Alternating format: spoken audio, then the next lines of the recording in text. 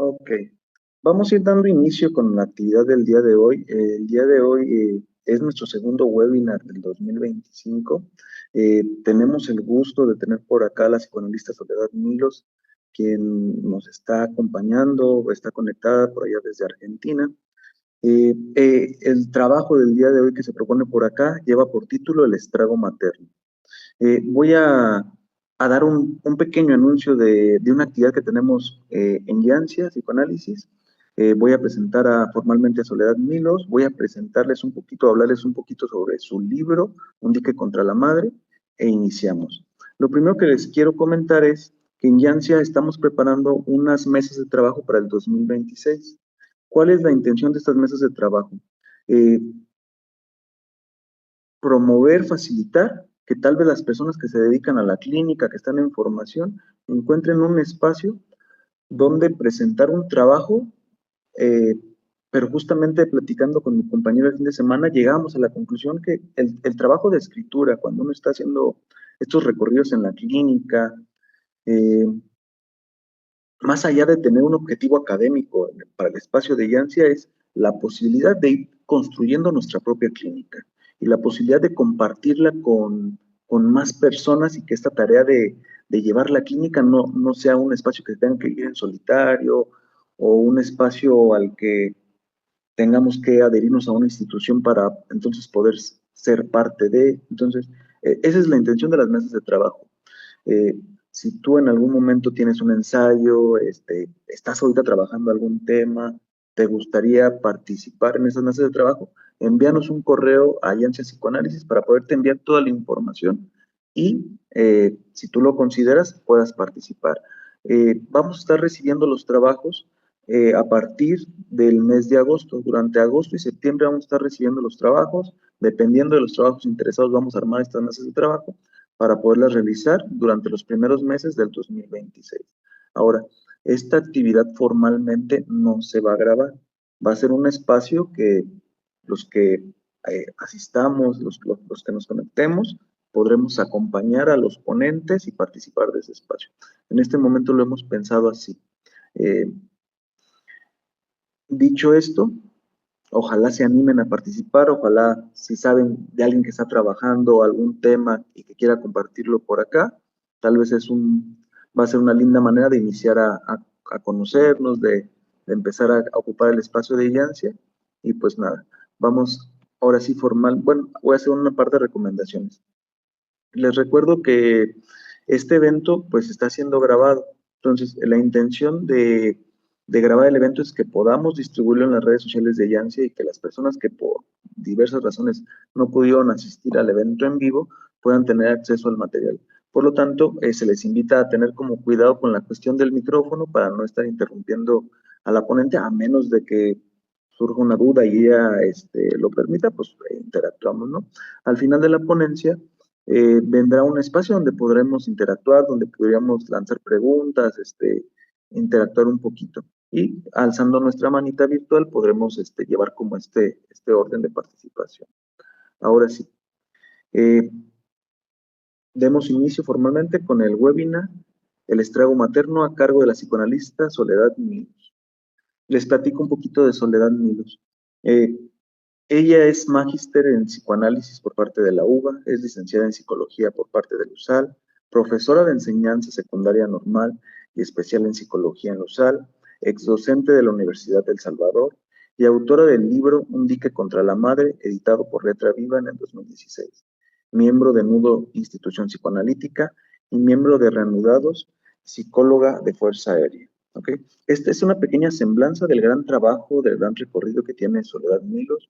El día de hoy vamos a tener la fortuna de escuchar un webinar sobre un tema que ella tiene muy bien trabajado, tiene muy bien plasmado, ya que digamos que es un elemento de los que trabaja en su libro Un dique contra la madre. Nos va a alcanzar en una hora a transmitir todo lo que tenga que ver con el estrago materno, seguramente no, pero Va a ser un bonito ejercicio para quien se interese por conocer más respecto a este tema, quien se lo está encontrando por ahí en la clínica, pues una recomendación es vayamos al libro de Soledad Milos, ¿ok? Porque la intención de estos espacios también es que se generen más dudas que estos conocimientos concretos y certeros. Y me voy a permitir leer una breve semblanza que encontré por ahí en internet de Nicolás Cerruti sobre el libro, quien es editor del libro y quien ya también ha estado por acá en algunos espacios en Yancia Psicoanálisis. Me voy a permitir leerla. Sobre un dique contra la madre de María Soledad Milos. Este libro no está exento de riesgos, de peligros anunciados, temidos, de fantasmas que pueden comandar una vida, ya que un dique contra la madre se encarga de esa precisa relación que se tiene con una de las personas más importantes de nuestra existencia, la madre, figura que ha sido engalanada con las mayores valías y también causas de primordiales sufrimientos. Dio cabida al enredo que la variedad de lecturas psicoanalíticas han ido precipitando. Fantasma o presencia, devoradora o suficientemente buena, capricho o protección, superyo devastador o deseo deseo. Nos introduce desde el primer prólogo Arturo B. Friedman. Un libro sobre la relación con la madre, pero además una intensa interrogación sobre el concepto lacaniano de estrago. Pocas veces se ha visto un trabajo tan exhaustivo surgido de su exitosa tesis, tan claro y tan útil, como una necesaria guía sobre el tema. Lo más importante lo anuncia Juana San Román en el segundo prólogo. En ningún momento de su recorrido, este libro sobre el estrago intenta obturar con un diagnóstico, con un saber cerrado, este concepto. Precisamente lo contrario, deja abierto todos los interrogantes que se nos presentan en la clínica psicoanalítica, en el caso por caso, en estas modalidades del deseo, del amor y del goce. Porque este libro, nos sigue diciendo Friedman, propone sus planteos desde la clínica. La indagación que nos entrega María Soledad Milos se motiva en una cuestión clínica, las dificultades de los analizantes con sus madres. Este punto de partida es su brújula y su mar. Un dique contra la madre es a la vez un recorrido clínico, un trabajo de investigación, un compromiso con la actualidad de este difícil concepto. No podría ser de otra manera, dada la responsabilidad que se tiene al encarar esta relación. Una relación de amor, de deseo, de goce. ¿Qué estatuto darle al amor, al goce y al deseo de la mujer? ¿Qué lugar darle al amor, al goce y al deseo de la mujer que hay en la madre? ¿Tienen la misma estructura lo femenino y lo materno? ¿Qué función atribuirle en la constitución subjetiva a cada uno de estos conceptos? Pregunta Juana San Román. Porque desarrollar el concepto de estrago es también incursionar sobre lo femenino. Es abrir el psicoanálisis nuevamente a la revisión crítica de su edificio teórico. Es interrogar los fundamentos. Es no librarse del riesgo de ser devorados para producir, tal vez, un gran avance, si eso es posible. ¿Ok? Eh, una invitación a leer el libro en palabras de Nicolás Cerruti. ¿Ok? Les voy a compartir en dónde podemos adquirir el libro. Por ahí escribí en el chat estas coordenadas, las voy a estar compartiendo a mediados de la charla y al final. En Argentina se puede conseguir en digital y en papel. En México vamos a encontrar las versiones digitales. Nos podemos meter a estas dos páginas, a la página de Letra Viva o a la página del Diván, Mundo Psicoanalítico. Ahí vamos a encontrar las versiones adquiribles virtuales. Eh, Sin más preámbulos, eh, te damos la bienvenida, Soledad Milos. Es un placer que estés por acá con nosotros. Y pues adelante, los micrófonos son tuyos. En este momento dejo yo de compartir. Hola, ¿qué tal? Buenas tardes. Bueno, muchas gracias por el espacio, muchas gracias Alfredo, muchas gracias a Yancia y bueno, gracias a todos ustedes por estar acá presentes. Una aclaración nada más, en la librería El Diván en México está también en papel. He dejado yo puntualmente, en el verano pasado viajé a México Y bueno, la verdad que tuve la posibilidad de llevar algunos ejemplares papel a DF, así que bueno, están también en papel, eso, para que se sepa. Bueno, les cuento un poquitito de qué se trata lo que les vengo a transmitir hoy. El título del trabajo se llama Un abordaje sobre la noción de estrago en la obra de Jacques Lacan en el periodo 1969-1972. ¿Se me escucha bien? Entiendo que sí. Bueno, si no me lo hacen saber. A ver, les cuento un poquitito. El trabajo sobre la noción de estrago materno me fue interesando a partir de la clínica. Me pareció muy interesante lo que decía Alfredo en relación a estos espacios, ¿no?, de transmisión que se fueron abriendo desde ya hace un tiempo, para poder hacer un cruce justamente entre la clínica y la teoría. Bueno, les cuento, esa fue mi experiencia, a partir de la insistencia en la clínica de la aparición de las figuras, de algunas figuras maternas que yo entendía eran siniestras, devoradoras, superyoicas, intrusivas. Había algo de eso que hacía que a las analizantes mujeres las dejara trabajando insistentemente, con algunos efectos en la constitución subjetiva y en la constitución deseante, porque me empezó a interesar justamente este vínculo, el vínculo madre-hija, y así fue como fui a la obra de Jacques Lacan en principio, para encontrar a ver si había algún concepto que remitiera a esto que a mí me parecía que insistentemente aparecía en la clínica, y me encuentro con el concepto justamente de estrago materno. El concepto de estrago materno está presente en la obra de Lacan en muchos momentos, no en uno solo. Les contaba entonces que en la medida en que yo me encuentro en la clínica con la insistencia de algunas analizantes mujeres en hablar de las figuras maternas intrusivas, devoradoras, que tenían efectos en la constitución subjetiva de las hijas, en la constitución deseante, es que me remito a la obra de Jacques Lacan para intentar descubrir a ver si había algún concepto en la obra de Lacan que remitiera justamente a eso que yo escuchaba insistentemente que aparecía en la clínica. ¿Se entiende? Entonces el movimiento fue desde la clínica hacia la teoría y de alguna manera después de la teoría hacia la clínica, en un ir y venir. Cuando empiezo a investigar en la obra de Jacques Lacan, me encuentro con que Lacan habla del concepto de estrago materno en varios momentos de su obra. Empiezo a investigar en todos los momentos de la obra de Lacan que habla sobre el estrago materno. Principalmente lo que me interesaba ahí era investigar si cada vez que él hablaba del estrago se refería al estrago materno. Es decir, si Lacan lo que estaba marcando en distintos periodos de su obra es que lo estragante siempre era lo materno. ¿Sí? Eso fue uno de los primeros puntos que empecé a investigar. Y si cada vez que hablaba de lo materno quedaba también ligado con algo de lo femenino.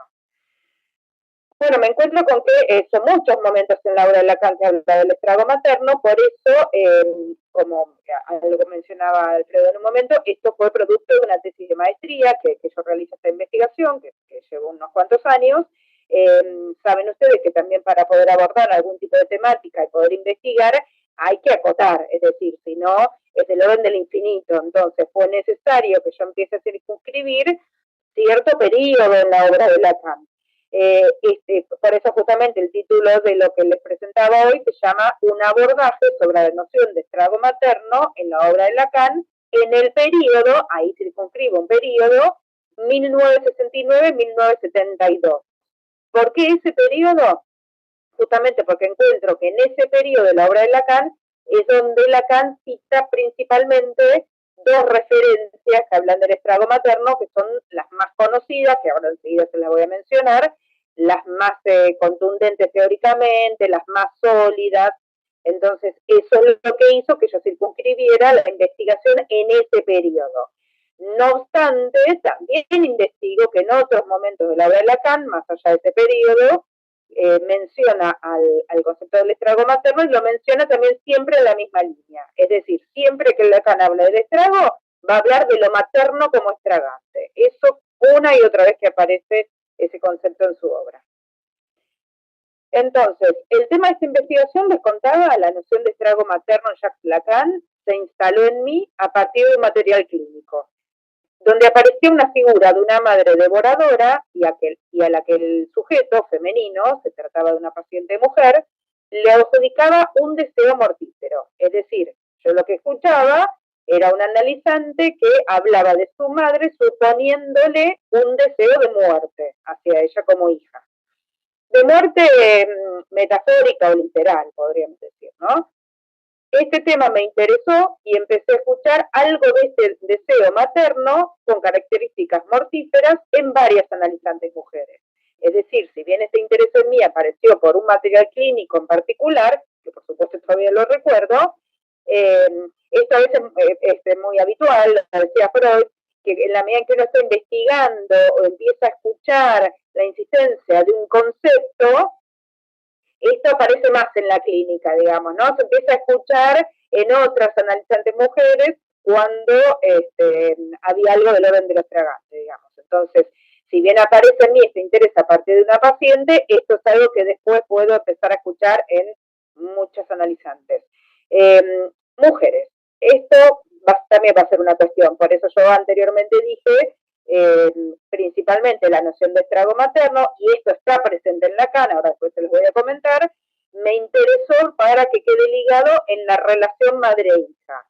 No es que no me meto en trabajar la relación padre-hija o incluso madre-hijo, por supuesto que también digo algunas cosas sobre eso, pero de nuevo, como la investigación fuerza que uno elija, decida cierto campo teórico para poder investigar y abordar, porque si no es del orden de lo imposible, me circunscribo particularmente en las relaciones madres e hijas. Por dos motivos, porque es lo que a mí me empezó a interesar en la clínica, lo que empecé a escuchar con más insistencia, y porque es lo que entiendo y encontré que Lacan se dedicó particularmente a trabajar, la relación madre e hija. Entonces, propongo trabajar al estrago como noción, no como concepto, ya que el concepto tiene un lugar privilegiado dentro del cuerpo teórico, ejerciendo influencia en los demás elementos de la teoría, y entiendo que el estrago no tiene ese efecto sobre la teoría. Sin embargo, creo que es una noción que está muy presente en la clínica de las analizantes mujeres, en relación a sus madres. Entiendo por estrago, acá que si quieren hacemos un primer acercamiento a una posible definición, entiendo por estrago un arrasamiento en la constitución subjetiva, como efecto de la ley incontrolada de la madre. Esto va a ser interesante, porque ¿cómo puede ser que Lacan hable de una ley incontrolada? ¿No? Pareciera como que ahí hay algo del orden de la contradicción. Sin embargo, así lo transmite. Es una modalidad de goce, del goce materno, es decir, de un goce más allá de la lógica fálica. Lacan habla de los efectos de lo gozoso en el amor o en el deseo de la madre que marcan a una hija. Es decir, eso que está de más, eso que tiene una característica, una connotación gozosa en la madre, antes lo decía yo como deseo mortífero, no es muy distinto, va a decir Lacan que tiene efectos sobre la hija. No se distinguiría como cuadro clínico, esto también es interesante. No es un cuadro clínico en sí. Saben ustedes que en psicoanálisis siempre nos remitimos, bueno, depende desde qué periodo de la obra de Lacan uno se pare, pero una de las cuestiones es hablar de la neurosis, perversión o psicosis, son las llamadas estructuras psíquicas. No pretendo con esto, al investigar en la noción de estrago materno, nombrarlo como una cuarta estructura o como un cuarto cuadro clínico, por supuesto que no, sino que es un modo de decir del efecto del goce materno. El estrago no es un diagnóstico estructural, es un modo de nombrar el goce. Es decir, el estrago lo podemos encontrar en la neurosis, el estrago lo podemos encontrar en la perversión y el estrago lo podemos encontrar en la psicosis. Justamente lo que me va a interesar ahí es marcar que el estrago es transestructural, es decir, es un modo de describir y de nombrar al goce materno, particularmente presente en las relaciones madres e hijas, que tiene efectos sobre la constitución subjetiva de las hijas, que es transestructural, que puede aparecer, que puede tener implicancias en cualquier estructura psíquica. Por supuesto no va a ser de la misma manera, el estrago no va a tener el mismo efecto en la estructura neurótica, el estrago no va a tener el mismo efecto en la estructura perversa o en la estructura psicótica, desde ya. Entonces, se trataría de la dimensión estragante del deseo materno y del amor materno. Lo estragante viene del lado de lo materno, lo estragante viene del lado del deseo de una madre y del amor de una madre, que se tornan gozoso, ¿no? Estas dos cuestiones se tornan gozosas cuando se trata del estrago. Se vincula con el goce cuando se presenta sin límites, con lo ilimitado del goce. Allí se pone en juego el estrago. Es decir, el estrago va a tener esta connotación, esta característica de lo ilimitado, de lo que no tiene límite, de lo que no tiene freno, no tiene cote. Si quieren, juguemos con esto, es difícil pensar una ansia cuando está en juego el estrago. Justamente es una de las cuestiones que podríamos pensar que está en carencia y tal vez sea del orden de la intervención del analista. Acotar, escandiendo, intentando introducir alguna alianza, de una separación, de un agujero, lo podemos nombrar de muchas maneras distintas. Se pone en juego de manera más patológica en ciertas relaciones madres e hijas, cuando algunas mujeres gozan con la maternidad. Pero también quiero marcar que algo de esto está presente en todo deseo materno. O sea que el estrago acompaña al deseo de la madre. A ver, ¿qué quiero decir con esto? Ahí hay dos líneas. Por un lado, justamente como producto de la investigación, yo lo que fui haciendo es partir de la clínica, partir de la anécdota, y por anécdota me refiero al relato clínico de algunas analizantes, mujeres que hablaban de su madre muy intrusivas, incluso las referencias que hacían era de tener la mirada de la madre, la voz de la madre, ¿no? Por ejemplo, supongamos en escenas de sexualidad con un partener, ¿no? Y no pudiendo, en todo caso, entregarse al disfrute sexual porque había una presencia de la mirada o de la voz materna sumamente intrusiva y entorpeciendo algo del orden de la estructura deseante, ¿no? Este era el relato, tenía que ver con eso, el relato inicial, digamos. Ahora, esto, digo yo, es lo anecdótico. ¿A qué me refiero con lo anecdótico? Bueno, aparece de manera discursiva en algunas analizantes mujeres de estos modos. Puede aparecer de muchos modos diferentes, por supuesto, ¿no? Pero lo que me interesó investigar justamente es que el estrago materno tiene que ver con algo intrínseco propio del deseo materno. No es que estamos hablando con esto, algunas madres medio, ¿qué les puedo decir? Medio loca, medio, bueno, en Argentina decimos mucho medio hincha pelota, medio metida, no es eso. A veces se presenta de ese modo, y de hecho los analizantes hablan de esas cosas, ¿no? Sin embargo, en la investigación teórica me interesó empezar a nombrar que algo de esto es propio del deseo materno, independientemente de cómo se ponga en juego en cada relación madre-hija, más allá de eso. Entonces, también, por supuesto, aclarar que no estoy diciendo con esto que todo el deseo materno es extravagante, ¿no? ¿Se imaginan? Cuando empecé a hablar de esas cosas, me daban con todo, ¿no? No estoy diciendo que todo lo que viene del lado de la madre es extravagante, por supuesto que no. Lo que estoy diciendo es que hay algo, un aspecto, un rasgo, un sesgo del deseo materno que tiende a devorar. Después, aparte, ya sabemos, esto está con Freud mismo, ya estaba. El deseo materno es alojador. Si quieren, primero todos podríamos, se me ocurre, coincidir que el deseo, la característica más grande, más conocida, ¿no? De la que siempre solemos hablar, es que el deseo materno es alojador.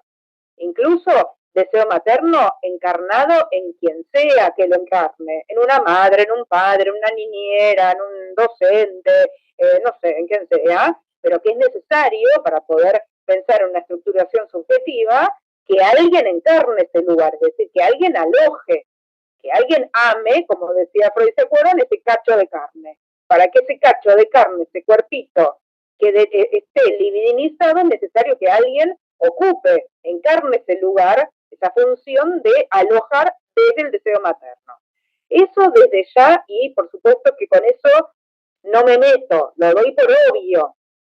Yo con lo que me meto, lo que investigo, es justamente el otro sesgo, no el alojador, sino el devorador, que entiendo es propio también del deseo materno, con lo cual, si quieren, en el deseo materno están intrínsecamente los dos, rasgos, los dos sesgos, el alojador y el devorador. Ambas cuestiones, no es uno sin el otro. Entonces, cuando hablamos del estrago me refiero al aspecto gozoso de todo deseo materno. Entonces, todo deseo materno tiene un aspecto gozoso. Toda función materna tiene ese rasgo gozoso, devorador, estragante, fagocitador, sin límites, lo podemos llamar de muchas maneras distintas. Entonces nos encontramos con los efectos devastadores del goce que está presente en el deseo materno. A eso me dediqué a investigar yo. Sabemos que no todo el deseo materno es gozoso, esto les decía antes, también es alojador. Rescato ese aspecto particular del deseo materno que no es todo el deseo. No todo el deseo materno es estragante. También está el deseo materno alojador, como les decía antes. Ahora, en relación al estrago materno, en relación a esta versión estragante del deseo materno, en Jacques Lacan hay dos citas principales, que son justamente las que les decía, me permitió a mí ubicar, circunscribir la investigación en el periodo de los años 1969-1972, en la obra Lacan. Una de las citas es bastante famosa, seguramente la conocen, es la del Seminario 17. Y dice así: el papel de la madre es el deseo de la madre. Esto es capital. El deseo de la madre no es algo que pueda soportarse tal cual, que pueda resultarles indiferente, siempre produce estragos. Es estar dentro de la boca de un cocodrilo, eso es la madre. No se sabe qué mosca puede llegar a picarle de repente y va y cierra la boca. Ese es el deseo de la madre. ¿Por qué les decía que es famosa? Porque probablemente la habrán escuchado hablar esta metáfora, esta imagen de la boca del cocodrilo, ¿no? Esta cita, como les decía, del Seminario 17, es una de las principales sobre el estrago materno, es una de las citas centrales que yo tomo, y me va a interesar ahí un par de cuestiones. Por un lado, lo que ahí está marcando Lacan, entiendo yo, es que de por sí el deseo materno, la función materna, lo que la madre tiene para poner en juego, más allá del alojador, es lo devorador. Porque acá lo que Lacan está diciendo es que el deseo de la madre, que lo que importa de la madre es su deseo, dice. El papel de la madre es el deseo de la madre. O sea, lo que más importa de la madre es el deseo de la madre. Y que ese deseo siempre produce estragos, y que ese estrago es estar dentro de la boca de un cocodrilo. Ese es el deseo de la madre, eso es la madre, es estar dentro de la boca de un cocodrilo, adentro de la boca de un cocodrilo. No se sabe qué mosca puede llegar a picarle y va y cierra la boca. Y es interesante porque en Argentina, qué mosca puede llegar a picarle es también una expresión que nosotros solemos utilizar para algo caprichoso, ¿no? Como cuando uno nombra algo caprichoso, ¿no? Como no sé qué le pasó, no tiene mucha lógica, algo que no tiene mucha lógica y hace que alguien tenga algún tipo de conducta sin una lógica coherente, racional, sino más desde el capricho, podríamos decir. Y eso es lo que marca Lacan justamente, que hay algo de lo caprichoso, el deseo materno. Entonces, lo que está diciendo con esto es que del lado del deseo hay algo de lo devorador inherente al deseo materno, o sea que de por sí, siempre que uno esté tratando con el deseo materno, va a tener que tratar con lo devorador. El deseo materno tiende a la devoración, tiende a reintegrar su propio producto. Si se acuerdan, justamente cuando Lacan trabaja el complejo de Edipo, los tiempos del Edipo, lo que va a decir es, como una de las famosas lineamientos, digamos, que dan lugar a la metáfora paterna, la ley paterna, es no reintegrar tu propio producto. El estrago materno, la devoración materna, es justamente ir en contra de eso. La devoración materna tiende a reintegrar su propio producto, es decir, ese producto, que es ese objeto niño, tiende a ser reintegrado, tiende a ser devorado. Por eso también marca lo de la boca, ¿no? Por el lado de lo oral, si quieren. Entonces, ¿qué mosca puede llegar a picarle en relación a algo del capricho materno, que no sabemos por qué? Alguna madre, o hay algo en la madre, en toda madre, algunas madres más que otras, que caprichosamente toman a ese niño, a ese objeto, a ese cuerpito, ese cacho de carne, y tienden a devorarlo, no a soltarlo a la cultura, a devorarlo, a reintegrarlo, de manera incestuosa, si quieren. Ya acá nos empieza a resonar un poquitito con todo esto que estoy describiendo, un modo justamente en que se puede poner en juego el incesto materno, que no tiene que ver, por supuesto, el incesto materno con un acto sexual concreto, ¿no? Tiene que ver con otra cosa. Entonces, lo que voy a decir también acá en esta cita es que lo único que puede hacer que la madre no devore a ese niño es que algo interceda en la boca del cocodrilo. Que algo interceda en la boca del cocodrilo va a nombrar es la posibilidad de poner un palo que impida que la boca del cocodrilo se cierre por completo. Ese palo lo va a nombrar como la metáfora paterna, el nombre del padre.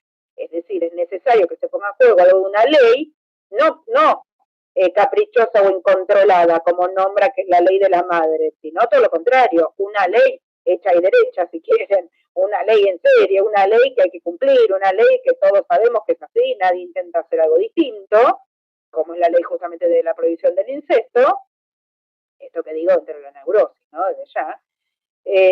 Entonces, esa ley, metáfora paterna, nombre del padre, es justamente el palo que intercede en la boca del cocodrilo, pero fíjense que es interesante, porque lo que está diciendo acá Lacan es que están en juego las dos herramientas, podríamos decir, los dos elementos. Está el deseo materno, que tiende a ser devorador, y está el nombre del padre, pero no es uno sin el otro.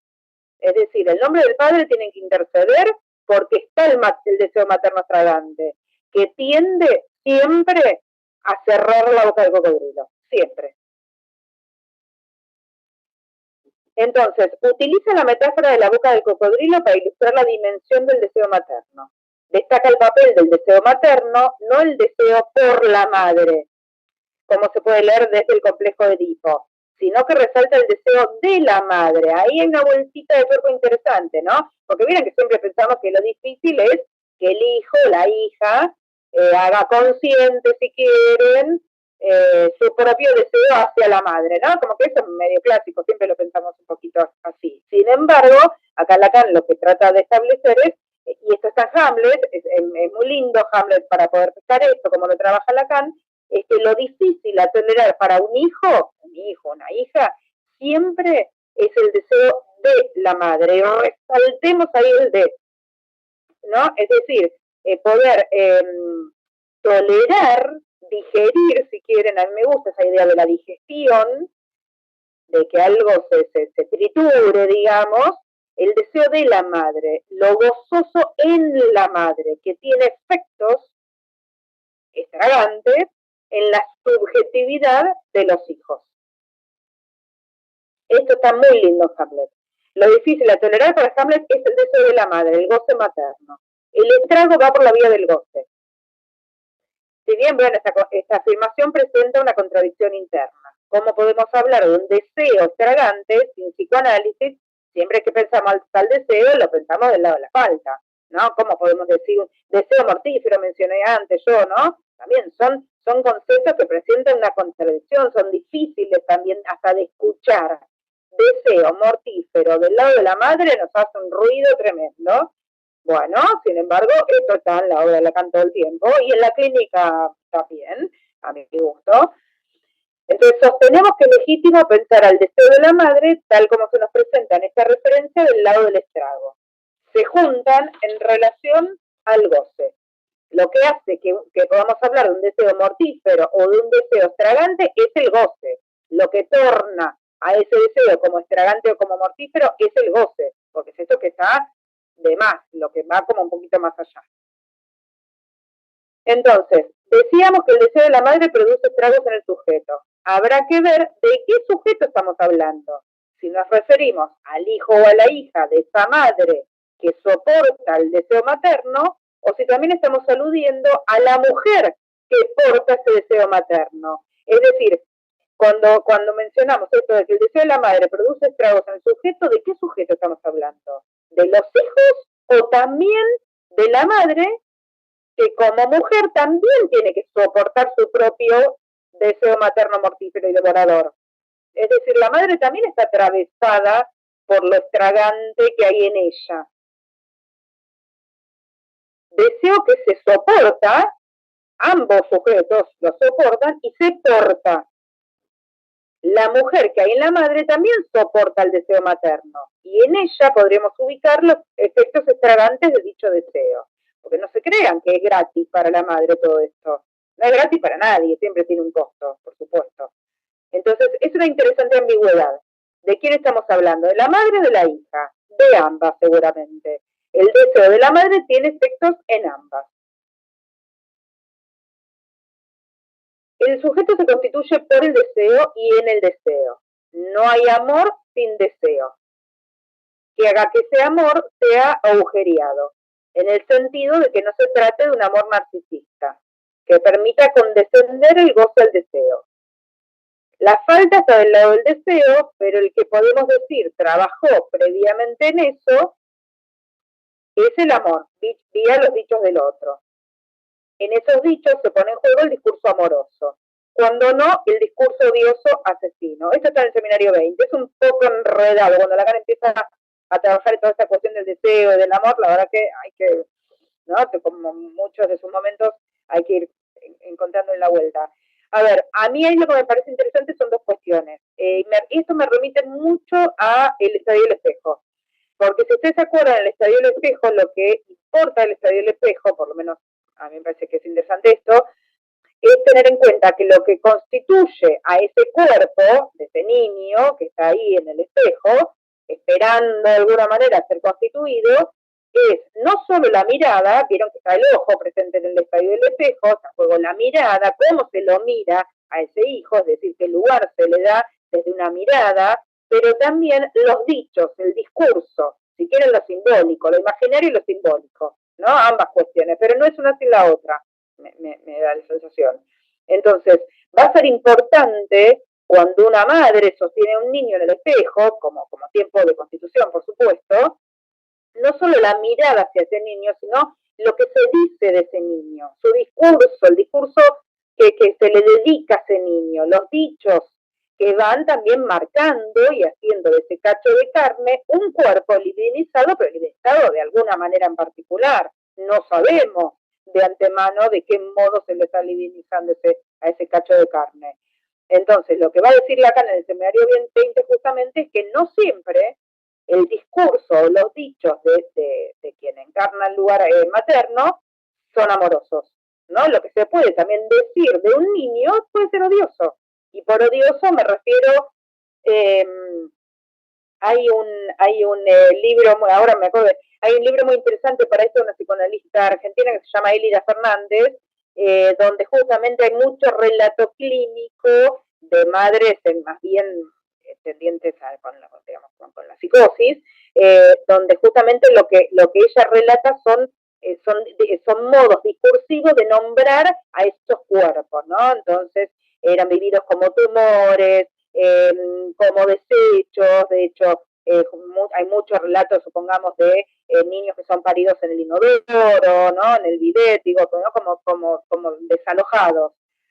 El discurso odioso y asesino pone en juego justamente un modo discursivo, los dichos de ese gran otro, vivido como un gran otro estragante, devorador, mortífero. Es decir, ahí no podríamos hablar de una madre, de un gran otro materno, amoroso y alojador. Todo lo contrario, en la medida en que lo que está presente es el discurso asesino me refiero a algo mortífero que se ponga en juego hacia ese niño, podemos decir que probablemente ese hijo o esa hija se va a constituir con la vivencia de un gran otro gozador, siendo gozado por ese gran otro, siendo aniquilado por ese gran otro. Bueno, y estos discursos también los tenemos presentes en la clínica, ¿no? Digo, esto tiene efectos. Quien ha atravesado por alguna experiencia de este estilo, esto por supuesto que tiene efectos en la constitución subjetiva, en la constitución deseante, bueno, tantas otras cuestiones. Si tenemos suerte, a mí lo que me interesó era esto, ¿no? Que Lacan de alguna manera nombrara que esto es una suerte, es una suerte que estén presentes los dichos amorosos. Eso es lo que está diciendo en principio. No demos por obvio que en la medida en que hay alguien que encarne el lugar materno, que lo que va a poner en juego hacia ese niño van a ser va a ser un discurso amoroso. No necesariamente, no sabemos. Entonces, en la medida que hay un discurso amoroso, los dichos son amorosos hacia ese niño, producirá un efecto de corte. Es decir, va a estar la posibilidad de que se constituyan dos cuerpos, el de la madre y el del hijo. Pero porque está el amor de por medio, el deseo y el amor. Si no, no. Entonces el sujeto de esa manera se constituirá como sujeto deseante. Si en cambio lo que está en juego es el discurso odioso, asesino y mortífero, no hay efecto de corte. Porque lo que hace el corte es el deseo, si quieren, lo que da lugar a la hiancia es el deseo. Si no hay deseo, si lo que hay es odio, goce, me parece que no podemos suponer ni el corte ni la hiancia necesariamente. Habrá que ver. La maldición, vieron que Lacan lo separa, es un término que él escribe mal, guión, decir, es decir, cuando hay algo del odioso en ese dicho, lo que pone en juego justamente es que no hay deseo, se juega algo del rechazo, del odioso, que consiste no solo en matar al otro, sino hacerlo desaparecer. Por eso me acordaba de este libro de Elida Fernández, donde el relato es ese, son mujeres en posesión materna, ya les digo, muchas de ellas atravesando una estructura psicótica, donde todos los intentos son de hacer desaparecer a ese otro como alteridad, como otro, en todas sus formas. A veces, bueno, les contaba estos casos donde el hacer desaparecer era algo muy de lo concreto, ¿no? Esto de parir en un baño, pero no siempre tiene que ver con eso. Pero bueno, modos de hacer desaparecer al otro y modos más metafóricos, más simbólicos también. Podemos ir escuchándolo en la clínica eso. Entonces me interesó también esto del rechazo, ¿no? Porque bueno, es también para empezar a escuchar en la clínica cuando se presenta algo de un rechazo. Eso también tiene que ver con el estrago materno. De un rechazo lo digo en las dos vías. A ver, podría ser que uno como analista en la clínica escuche un rechazo, supongamos, de una hija para con una madre. ¿No? ¿Vieron esos casos donde uno escucha que hay constantes peleas, discusiones, no querer saber nada con la madre, irse a vivir a no sé cuántos kilómetros más lejos, no sé, lo que sea, supongamos, ¿no? Un corte del vínculo, de todo, cada quien hará lo que puede, ¿no? Pero poniendo justamente un rechazo en juego. Me parece que es interesante ahí pensar todo esto en los términos de posición activa y pasiva, ¿no? Como a veces un sujeto pone en juego algo de lo activo en la medida en que tal vez fue vivido de manera pasiva. Es decir, como a veces un sujeto rechaza, o les diría más, y esto en la clínica con niños es muy interesante, como alguien se hace rechazar, ahí de nuevo poniendo en juego lo activo y lo pasivo, justamente porque tal vez no pudiendo ser consciente de esto, digo, no conociendo, porque no es fácil de poder pescar esto, en la constitución subjetiva ha sido rechazado. Entonces, aquellos sujetos que rechazan, y no sé, tal vez nos tenemos que preguntar, o una hipótesis de trabajo puede ser, si no ha sido rechazado por esa madre, para que después ponga activamente un rechazo, en juego un rechazo hacia la madre. O esta otra versión que les decía, haciéndose rechazar. El hacerse rechazar, le decía que esto por lo menos yo lo escucho mucho en la infancia, en también posiciones supuestamente pasivas de generar ¿no? situaciones donde es el otro el que me rechaza, pero en realidad yo pongo en juego un montón de elementos como para que el otro me rechace. No rechazando directamente, sino desde una posición supuestamente pasiva, haciendo que el otro activamente me rechace, ¿no? Bueno, me parece que todas estas cuestiones nos pueden hacer preguntar si no hay un rechazo fundante, podríamos decir. Si esa estructuración subjetiva no se estructuró, valga la redundancia, desde un rechazo fundante. Y ese rechazo fundante puede ser un modo en que se pone en juego el estrago materno. Los dichos odiosos, los dichos rechazantes, asesinos, como decía acá Lacan, esto de hacer desaparecer a un otro. Entonces, acá ponemos en juego la pregunta por el qué dice la madre, ¿no? Los dichos de la madre, pero también desde qué lugar lo dice, es decir, cuál es la posición inconsciente de la cual esa madre dice lo que dice hacia un niño en la medida en que lo que dice constituye un niño.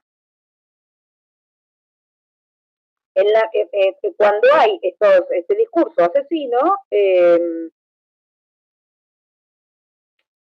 son palabras sin dimensión, dice Lacan, no abren a otros sentidos, es decir, no son palabras, no son dichos que abren el juego a lo metafórico, porque para que se abra el juego de lo metafórico tiene que estar en juego justamente el deseo y el amor. Es el acatamiento del discurso odioso.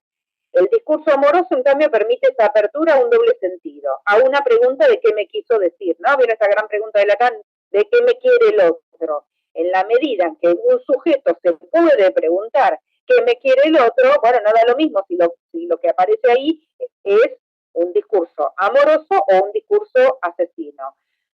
Yo lo que diría, leyendo un poquitito estas cuestiones que Lacan intenta transmitir en el seminario 20, es que en la medida en que para ese sujeto lo que primó, lo que estuvo más en juego fue un discurso odioso, probablemente ese sujeto no se pueda preguntar qué me quiere el otro.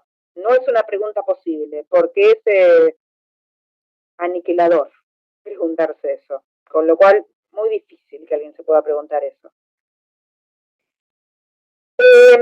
Mi propuesta es que tener presente a la mujer nos va a permitir avanzar respecto de la madre. Nos permitirá avanzar sin quedar estragados en la madre. Ahora les voy a decir un poquito más esto, como lo pienso. La posición mujer va a venir a poner un cote a la función madre. Me refiero a la posición mujer o posición femenina como la introducción de la castración en la función materna. En la madre y en el sujeto a advenir también. La posición femenina implica poder soportar la castración de a ratos. En cambio, el estar dentro de la boca del cocodrilo es la madre. La madre es fagocitante, es devoradora. ¿Qué quiero decir con esto? A ver, empiezo a jugar un poco a lo largo de la investigación justamente con estas dos posiciones, con la posición femenina y con la función materna. ¿Qué vínculo? Por supuesto, esto no es algo que invento yo, digo, en esto en el psicoanálisis se ha dicho mucho, ¿no? ¿Cuál es el vínculo? Pero sin relación al estrago. Me parece que lo novedoso en todo caso era en relación a la noción de estrago materno, que es la que yo venía investigando, cómo se posicionan ahí, en esa noción, la posición femenina y la función materna. ¿No? También en esta pregunta que les decía al principio, ¿qué es lo estragante? ¿Lo femenino o lo materno? ¿No? Y bueno, circular un poquito jugar un poco como con esas ideas. Lo que intento transmitirles es que la posición femenina, que para Lacan hay muchas maneras de definirlas, ¿no? Pero tomo una. Para Lacan, en la posición femenina dice es estar en relación a la castración de a ratos, soportarse como castrada de a ratos, no teniendo, justamente en la medida en que está en juego la castración, que se puede soportar, no tener, eso es lo que hace de corte a la función materna, porque la función materna, esto sí lo va a describir Lacan y lo dice muchas veces, la función materna no está del lado de la castración. La función materna lo tiene todo, podríamos decir. Incluso si quieren acá, no sé si les suena, a mí me gustó también mucho jugar con algunos conceptos de Klein. ¿Se acuerdan que Melanie Klein era la que hablaba de que en el vientre materno estaban todos los objetos, hasta el pene del padre, decía. Estaba todo ahí adentro, todo. Bueno, justamente me parece que de otro modo, pero Lacan lo que está diciendo es que el lado de lo materno no hay agujero, no hay ansia, no hay falta. Si hay falta es del lado de la posición femenina. Entonces, por ejemplo, si quieren, lo podemos decir más sencillo. Cuando Lacan habla de los 3 tiempos del Edipo, para que la madre pueda dejar de justamente devorar a ese niño, para que se ponga en juego la prohibición del incesto, va a ser necesario que esa madre mire para otro lado, dice Lacan. Que esa madre mire para otro lado, es decir, que desee otra cosa. Ahí se pone en juego la posición femenina. Para que una madre pueda mirar por otro lado, tiene que ser condición que esté en juego en este sujeto la posición femenina, que pueda desear otra cosa. Porque el estrago sería que en la medida en que tiene un hijo, no desee nada más. Ya está, esté completa, esté llena. Eso es lo extravagante. Y eso, a ver, lo escuchamos, la verdad, no sé ustedes, pero yo lo escucho bastante seguido. Entonces, para que en este sujeto se pueda poner en juego de una castración y si quieren liberar a ese hijo y donarlo a la cultura, nos decía Freud, se tiene que poner en juego la posición femenina, tiene que poder decir otra cosa. Otro hijo, dice en algún momento, al padre, no, digo, son posibilidades, hasta les diría, no importa, que desee lo que sea, a su trabajo, un hobby, estudiar, o no sé, lo que sea, pero que aparezca otro objeto que pueda, que su deseo pueda quedar ligado para que entonces quede liberado el objeto niño. Entonces, en esta relación entre la maternidad y lo femenino, se me hace muy evidente y subtitulo la tesis de la siguiente manera. Del estrago al estrago materno, ¿se acuerdan que era una de las primeras cosas que le nombré? Que quería investigarse siempre que Lacan hablaba del estrago, estaba hablando de lo materno, y de allí al goce femenino. Es decir, que lo que entiendo que pone en juego lo materno como estragante es el goce. Y vieron que Lacan no habla de muchos tipos de goce, bueno, ahí ubica el goce femenino, que no es lo mismo que la posición femenina. Bueno, nos hace un lío con eso, ¿no? Venía trabajando la idea de que la noción de estrago está íntimamente a lo materno, sostengo que lo materno está ligado al estrago, ya que se trata de lo ilimitado del goce, lo ilimitado del goce lo nombro como el goce suplementario femenino, así como lo nombra Lacan, es uno de los goces que él nombra. Por eso mismo insisto que la noción de estrago encuentro lo materno. Y en lo materno estragante encuentro el goce femenino. Lo que entonces va a ser de cierto corte a esos estragantes la castración, si quieren. Nombrémosla así, para no hacernos tanto lío. La otra cita, ¿se acuerdan que el nombre que había dos citas principales en la obra de Lacan que hablan sobre el estrago? La segunda cita es de un escrito que se llama El atolondradicho, que es bastante enredado. Dice lo siguiente: a ese paso, la elucubración freudiana del complejo de Edipo, en la que la mujer es en él pez en el agua, por ser la castración en ella inicial, contrasta dolorosamente con el estrago que en la mujer, acá viene la parte más interesante, el estrago que en la mujer, en la mayoría, es la relación con la madre, de la cual parece esperar en tanto mujer más subsistencia que del padre, lo que no pega con su ser segundo en este estrago. Bueno, a ver, me pareció que en esta cita lo que estaba Lacan circunscribiendo, veníamos de la cita del seminario 17, ¿se acuerdan? Que decía que todo deseo materno es estragante. Es decir, que lo que importa de la madre es el deseo materno y que el deseo materno es estragante. Eso lo dijo en el seminario 17. Ahora, en la atolondradicho, lo que va a decir es el estrago que la mujer, en la mayoría, es la relación con la madre. Ahí está diciendo dos cosas. Una, ya entonces circunscribe lo estragante en la relación madre-hija. Porque antes no había hablado de la hija en el seminario 17. Recién acá en el atolondradicho la nombra. Entonces pasó de decir que lo que importa de la madre es el deseo y que el deseo es estragante, a decir ahora que lo estragante se pone en juego, se da en la relación entre la madre y la hija. Ahí ya lo ubica en esa relación, en ese vínculo, madre e hija. Y dice que es en la mayoría. Entonces las dos cuestiones me parece que son importantes. Lo circunscribe la relación madre-hija y lo nombra como que es en la mayoría de las relaciones madres e hijas. Podemos pensar que el estrago es la imposibilidad de salir de ese primer tiempo, del Edipo, para la mujer. No poder salir de lo preedípico habla de un estrago. Ahora les quiero contar un poquito esto de lo preedípico. Va a ser necesario, por lo tanto, tomar lo así llamado preedípico como tiempo lógico para hablar del estrago.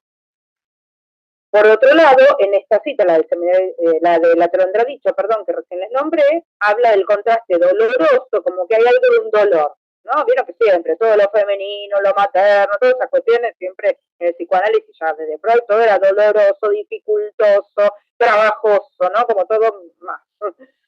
Nos habla también de que está ligando dos cuestiones. Por un lado, el Edipo positivo con el padre como objeto de amor, y el Edipo negativo, que sería el tomar a la madre como objeto de amor. Edipo negativo lo llama en esta cita el estrago, que es la relación entre la madre y la hija. Es necesario poder perder a la madre para acceder al padre.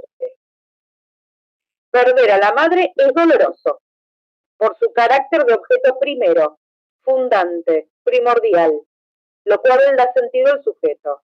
Implica algo de la angustia, del deseo en juego allí. Es necesario que el deseo se ponga en juego para salir de la madre. Y si aparece algo del deseo, aparece algo de la angustia.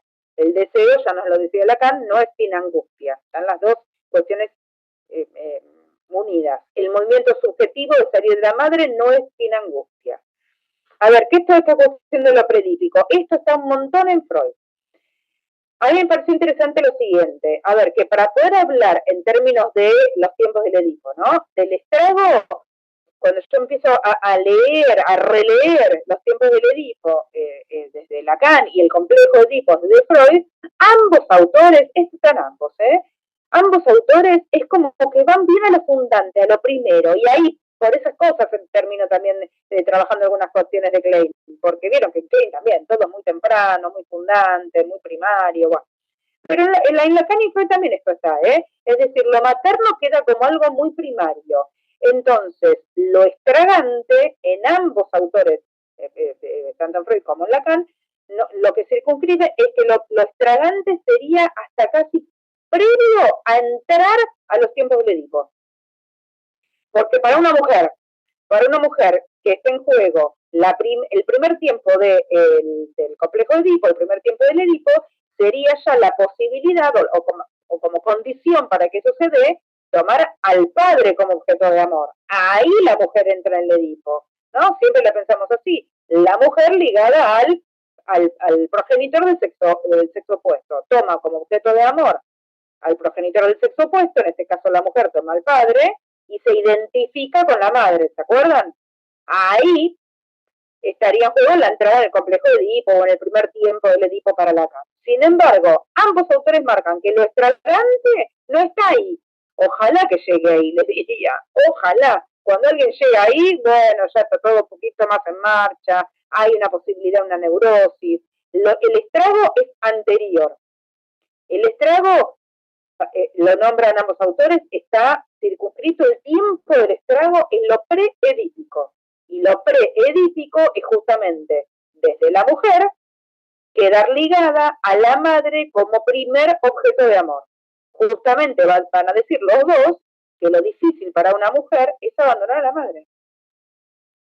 Y esto está muy lindo, bueno, más adelante, porque creo que es legal después, pero bueno, me acuerdo ahora.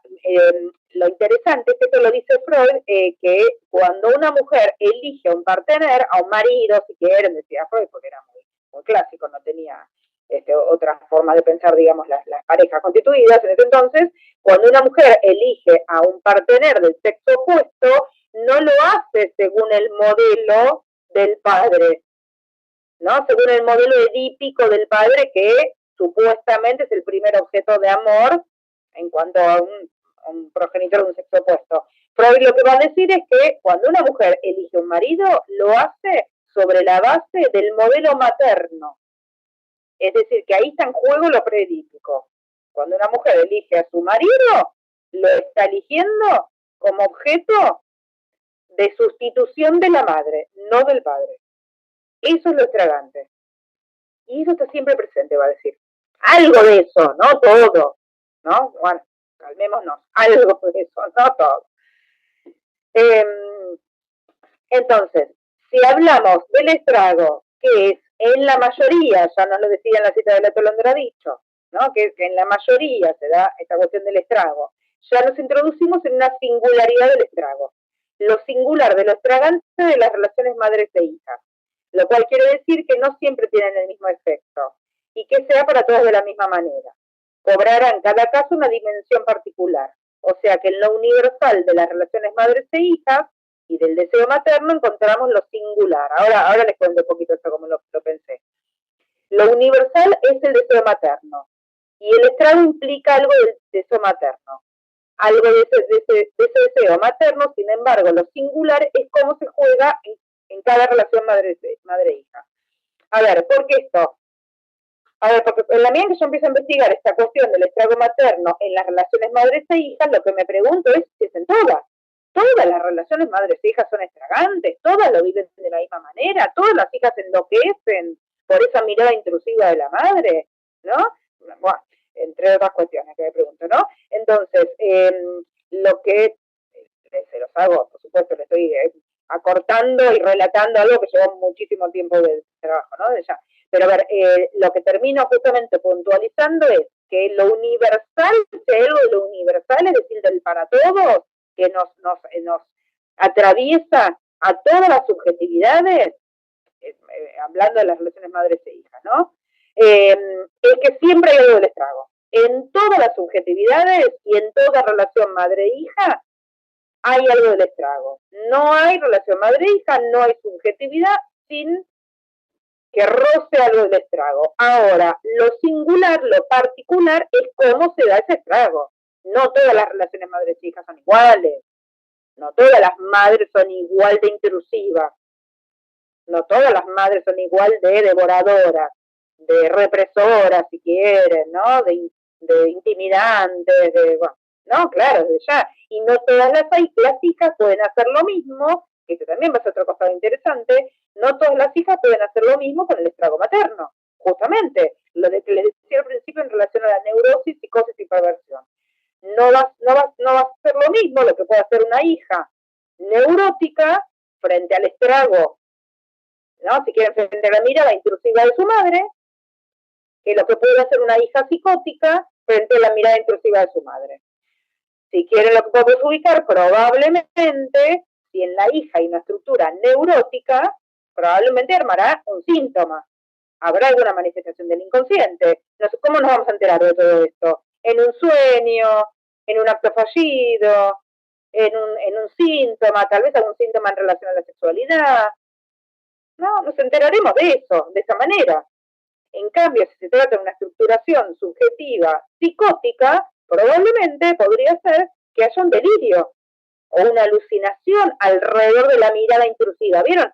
Esta cosa de los gráficos, por ejemplo, de la esquizofrenia o en la paranoia, ¿no? Esta cosa de los ojos, supongamos, ¿no? El psicótico que dibuja ojos.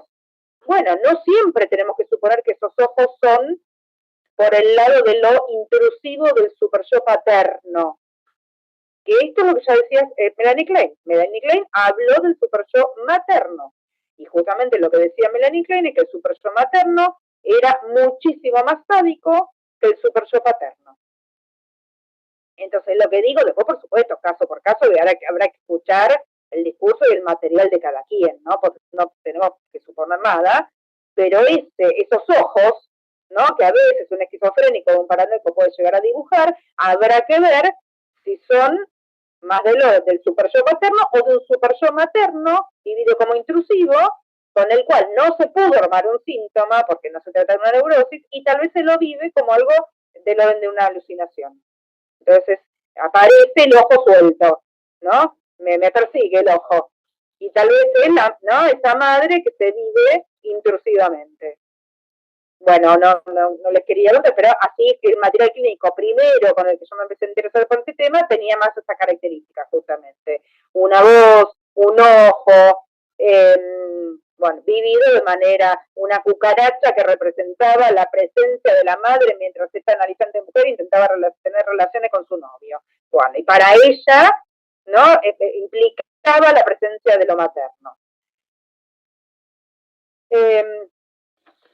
Bueno, hasta ahí la cuestión de lo singular y de lo particular. Dos cositas nada más. Y si quieren damos lugar al diálogo. No quiero dejar de mencionar, la verdad que en la medida que yo avanzaba en la investigación en Lacan, cada vez más estaba Freud presente ahí, todo el tiempo en este tipo de cuestiones. Es decir, ya Freud habló de lo que, bueno, ya lo sabemos, ¿no? Freud habló de muchas de las cosas que después Lacan termina hablando. Por supuesto, la noción de estrago materno no está como tal en Freud, pero sí está la presencia de este tipo de cuestiones, ¿no? Una de ellas es el escrito sobre el caso de paranoia, no sé si se acuerdan, que supuestamente contradice la teoría psicoanalítica. Es decir, se trata de una mujer, una paciente, una analizante mujer que le va a consultar a Freud, donde Freud justamente lo que trabaja es la paranoia y la homosexualidad, el vínculo entre la paranoia y la homosexualidad. Se los cuento así como muy rapidito, por lo menos lo que me pareció interesante para esto que estamos trabajando, el trago, porque hay mucho más para decir. Pero ahí lo que Lacan trabaja es un rasgo, un sesgo de la descripción que este analizante hizo de una mujer que vio, no sé si se acordan, dice de cabellos blancos, que vio antes de que empiece a armar un delirio con un sonido que le impidió tener relaciones sexuales con un partener, a ese analizante, Freud va a tomar ese sesgo en el relato de la paciente que dice, antes de empezar a escuchar el tic-tac, tic-tac, que no la dejaba concentrarse para tener relaciones, ella había visto a una mujer con los pelos blancos como la madre, dice. Solo eso, dice. Freud toma eso justamente para marcar que lo que ahí está presente es, valga la redundancia, la presencia materna que en esta mujer le impidió la entrega, digamos, al deseo sexual. Entonces, va a decir que ahí está en juego lo incestuoso. Lo incestuoso se pone en juego vía la identificación de la jefa de esta mujer con la madre de este analizante. Da cuenta de lo presente que tiene esta mujer a su madre. El no poder sacársela de encima. El no poder sacársela de encima es el estrago materno. Eso en ese caso da cuenta, da lugar al cuadro paranoico, porque se trata de una paranoia, ¿no? De la cual Freud nos habla en ese texto. Entonces, Freud destaca la ligazón madre, lo predípico, como aquella ligazón, ese vínculo, de lo cual es muy difícil deshacerse, es trabajoso, es difícil dejar atrás, lo cual deja secuelas por mucho tiempo. Tanta importancia le va a dar Freud a esta ligazón predípica, la llama así, predípica, que va a decir que por largo tiempo el Edipo de la niña, ya meternos en el Edipo, nos dejó ciegos, nos impidió ver esta ligazón que es tan importante, que es anterior, y que deja como secuelas fijaciones muy duraderas, va a decir Freud. Insiste con las consecuencias en la sexualidad femenina de esta ligazón, o sea, de lo predípico, de lo materno, y en lo temporal, a mí ahí me gusta decirlo atemporal, digo porque para esto a veces no hay tiempo, no hay un tiempo cronológico de dicho vínculo. Freud dirá que el Edipo positivo, cuando se llega justamente al Edipo en la mujer, con el padre, va a ser el puerto de salvación, se pregunta, a donde la niña desemboca si puede salir de la ligazón madre. Es decir, con todo esto Freud ya me estaba diciendo que a veces la mujer puede llegar o puede no llegar al Edipo con el padre. Y que si llega, ya es un puerto de salvación. Hay algo del orden de una salvación. Si no se queda antes, si se queda antes de lo predípico, es lo estragante. No lo sabemos. No tenemos por qué dar como una obviedad que llega al Edipo con el padre. Y digo esto solo, es interesante ligar al padre como puerto de salvación con el título de una novela que a mí me encantó y dio lugar justamente después al título de mi libro, una novela de Marguerite Duras. Toda la obra de Marguerite Duras tiene mucho de esto. Esta novela se llama Un dique contra el Pacífico. Trabajo ahí la idea de que el goce materno como lo ilimitado del Pacífico y el dique como nombre del padre, que viene a intentar acotar algo de ese goce. Es decir, me parece interesante porque en esa novela justamente se trata de una novela que trabaja como el avance del Pacífico, del mar, del océano, arrasaba con las cosechas de arroz, esto era en Indonesia, y los intentos de la protagonista de poner un dique todo el tiempo, dique para que el mar no avance y no le arruine las cosechas. Jugué, la verdad que me encantaba, cuando leí con esta novela, me encantó todas estas imágenes, dio lugar al título y dio lugar a, bueno, ustedes como mexicanos sabrán, de la portada, del dibujo, que es un cuadro de Siqueiros, justamente porque me pareció que era interesante la imagen de cómo a veces lo materno, como lo ilimitado, puede ser metafórico para hablar del goce materno. Eso que arrasa, que todo el tiempo invade y que es necesario que le pongamos un dique, un puerto de salvación, que sería el Edipo, ya tomando al padre como objeto de amor, para que algo de lo gozoso tenga algún tipo de freno, de cote. Si no, solito lo materno no se frena. Eso es lo que nos está diciendo tanto Freud como Lacan. Bueno, hasta acá. Y si quieren, podemos charlar un poco. Ok, ok. Soledad, te agradezco infinitamente por la avalancha de conocimientos, de conceptos que acabas de articular de una manera maravillosa en una hora. Eh, un maratón para alguien, pero eh, es increíble todo lo que los has compartido en este momento y hay una diferencia tremenda. Yo comparto un par de comentarios y Ajá, una preguntita, ¿ok? sí. Eh, Primero, me hiciste pensar en algunos casos y este elemento que anteriormente en lo más clásico se pensaba como el deseo materno desbordado, como ubicable en la psicosis, ¿no? Principalmente, pero pareciera que se limitaba a esas estructuras, ¿no? Donde se experimentaba como de una manera desbordada. Y el que tú nos invites a considerarlo y a ubicarlo en las otras estructuras es un cambio de paradigma tremendo y que implica un hacer distinto una clínica. Y Ujú. bajo esa idea, mi pregunta sería, ¿cómo, cómo se experimenta una vez que el analista da cuenta de esto? ¿Cómo se experimenta en la transferencia?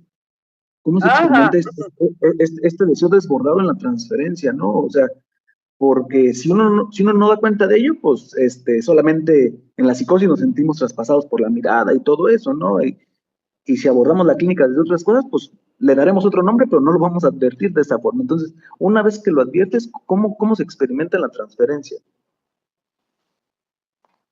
me gustó mucho la pregunta y hasta me la anoté, porque, eh, bueno, digamos, tengo ganas de seguir trabajando justamente esta noción del estrago, no solo en relación a lo materno, sino ya en otras dos líneas. Una, que hoy no se las mencioné, pero también está en Freud y en Lacan, que es la niña de lo estragante en el vínculo con el partener, con el otro, con la pareja, ¿no? Incluso si quieren, actualmente esto se llama, o lo solemos conocer como estas cuestiones de los vínculos tóxicos, ¿no? Y la otra línea de trabajo justamente es el estrago en la transferencia, el estrago digamos, poniendo en juego algo del analista, incluso hasta tal vez la angustia y el cuerpo del analista. Por eso me pareció muy interesante tu pregunta. Es una de las líneas de trabajo que quiero seguir abordando. Eh, a ver, y está muy bueno, me gustó también lo que nombraste como de desborde, porque justamente, me parece que en todo caso eso, es que el analista, seguramente que transferencialmente, en la medida en que esté en juego el estrago materno, no va a salir limpio, digamos, ¿no? Quiero decir, seguramente va a ser algo que arrastre también al analista. ¿Pero por qué? Porque justamente como es un lugar del inconsciente, el deseo materno, ¿no? Entonces el estrago materno a mí me interesa más finalmente pensarlo así, como un lugar inconsciente, un modo en que se pone en juego el deseo materno, no es esto, las madres locas, no es eso. Entonces seguramente como eso está en el sujeto, en el analizante, también lo va a poner en juego en transferencia. Entonces probablemente va a vivir al analista como un otro gozador. Entonces tal vez va a ser un analizante que le suponga siempre las peores maldades al analista, suponete. O no sé, a veces más neuróticamente puede ser en esa cosa de con el tema de los honorarios, del horario, alguna cosita del encuadre, ¿no? Pero donde he vivido como que el otro me goza, me rechaza, ¿no? Alguna de estas formas, digamos, pero donde justamente esto también atraviesa al analista. Entonces, para el analista, correrse y poder escuchar que tal vez esto se trata del modo en que ese sujeto vive a un gran otro materno, gozador o extravagante, es todo un trabajo en juego.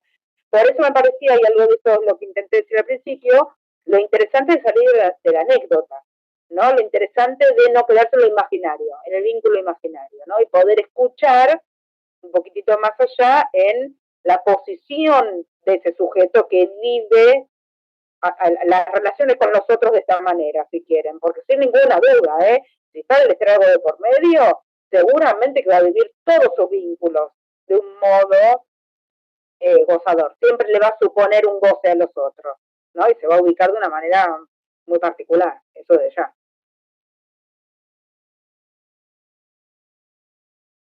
Ok, ok. Si alguien tiene algún comentario o pregunta, es el momento. Voy a poner pausa a la grabación para generar como un ambiente un poco más íntimo, para que se permitan como preguntar. Vamos concluyendo nuestro encuentro del día de hoy. Soledad, en serio, te agradezco mucho, mucho el encuentro. Yo ahorita mismo salgo a conseguir tu libro. Va a ser un libro que me voy a plantear leer en este 2026, porque la clínica lo demanda. O sea, no nos podemos dar el lujo de, de ser inocentes abordando ese tipo de pacientes y es casos que nos vamos a encontrar, que va a ser el día a día o que lo vamos a encontrar en el día a día, en el mejor de los casos, porque en el peor de los casos nos va a pasar de largo y haremos otras cosas que tal vez no debían de aparecer en la clínica. Entonces, te quiero agradecer mucho, mucho el que hayas estado por acá, la forma eh, tan ágil en la que nos compartiste todos los conceptos, la articulación que tienes. Ojalá que el espacio de Yancia lo hayas disfrutado y ojalá que en otro momento más adelante podamos realizar otro tipo de actividades. Para quien te quiera contactar, pues en Instagram, en Facebook, Lic Soledad Milos, por ahí por favor, eh, para Ahí que les quien la acabo de quiera, escribir, para que cualquier consulta me dicen, sé que son muchos conceptos, que tal vez hablo rápido, sí, es una horita y pico, lo que quieran me van preguntando, lo que yo pueda responderle con gusto. sí, y obviamente este video cuando lo subamos a redes vamos a poner por ahí también todos tus datos de contacto para que pues, cualquier persona pueda vincularse por allá, pero creo que algo que sí debemos hacer es vamos a echarnos un clavado en un dique contra la madre y veamos cómo nos va en la clínica. Bueno, a los que estuvieron por acá un sábado, les agradezco mucho, mucho, mucho su tiempo y acompañamiento. Estos encuentros tampoco serían lo mismo si, si no somos convocados, si no nos permitimos estar por acá. Entonces, les agradezco mucho también que hayan estado por acá. Soledad, muchísimas gracias. ¿Alguna frase que nos Gracias. quieras compartir para despedirnos? Gracias a todos ustedes, gracias por escuchar, por estar, por acompañar. Bueno, me interesa si se quedan pensando en algo, por supuesto no tengan ninguna vergüenza, ningún pudor en escribirme. Siempre lo que digo es que lo que yo pueda responder va a ser acotado. No es fácil a veces escribir algunas ideas, pero lo que pueda aclarar no hay ningún problema. Así que muchísimas gracias a todos por haber estado acá y por la invitación. Gracias, Alfredo. Perfecto. Perfecto, perfecto. Bueno. Te mandamos un abrazo desde México hasta Argentina, Soledad. Y pues nada, nos vemos en otro encuentro de Yancia Psicoanálisis. El siguiente mes tendremos por acá a Florentina Gamarra. Hemos planeado con afecto los webinars de este 2025 y pues nada, nos vemos en un próximo encuentro. Hasta luego. Gracias, muy amable.